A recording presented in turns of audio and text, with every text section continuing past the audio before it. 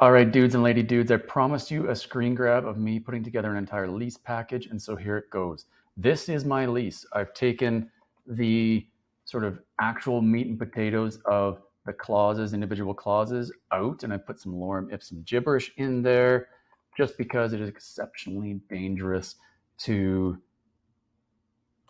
use somebody else's document and assume they're okay for your area. If you don't follow me on Twitter, you don't know why I put the 27th as the end date there always, but you should follow me on Twitter. LTI Chris is where you go to find me there. Let's pretend like I can actually type and they're paying $2,000, which is about standard for what I rent and where I rent.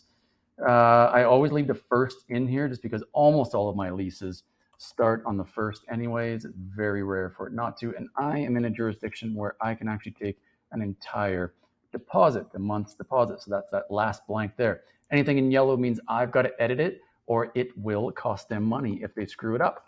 So sometimes I pay some utilities, and let's pretend like I'm paying the heat on this place. 6.08 would be a clause that costs them money if they screw it up.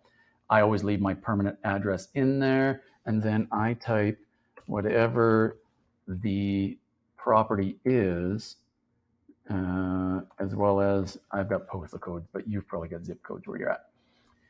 All of these clauses here at the end could cost them money if they screw it up. I would sign here. Once it comes back to me, they sign down there. I never sign first, not even ever once. I think we said that was their address and that was their, whoops, I'll go with that one for their zip code. That's the entire lease. Done. Now I'm going to download this as a PDF document,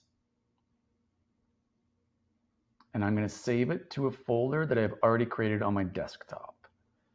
So now I go back here to my Google Docs and I say, I've already done my lease. Now I've got to do a rental discount. And I got to do a rental discount because I am not allowed to collect late fees where I'm at.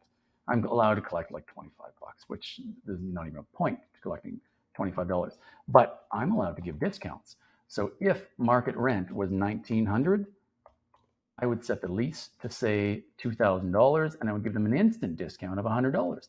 That instant discount goes away if they don't pay me on time, and it goes away permanently. So one screw up and they pay an extra $100 every single month for the duration of the lease.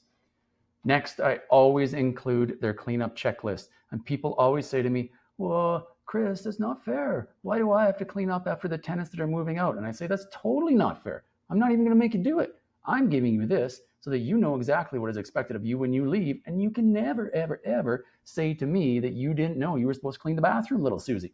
Now, this is a deposit against rent receipt. It does not get edited at all until they send documents back to me and they have paid their deposit. And then that's the receipt that I fill out to say, thank you for your money, and you can now have access to this place on whatever date. This is a plainly worded version of my lease. I always include this. It is highly recommended you do the same. It's an extremely valuable document. That is probably the second most valuable thing that I do in my system here. Next up, I always do pet friendly. I've gone ahead and deleted the 10 rules that I've got, but this is the format of my pet addendum. That addendum says that little Fido can stay as long as items 1 through 10 happen. Now, that is, if I'm not mistaken, that's every single document. That's all of them. That's literally all of the editing that I have to do, all of it.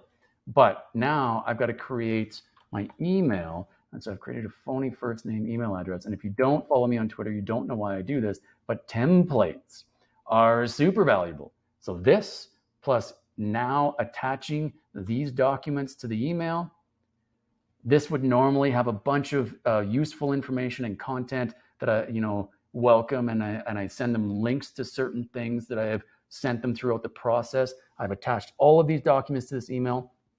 Literally, that's the entire process, and all I have to do is click send. That's it.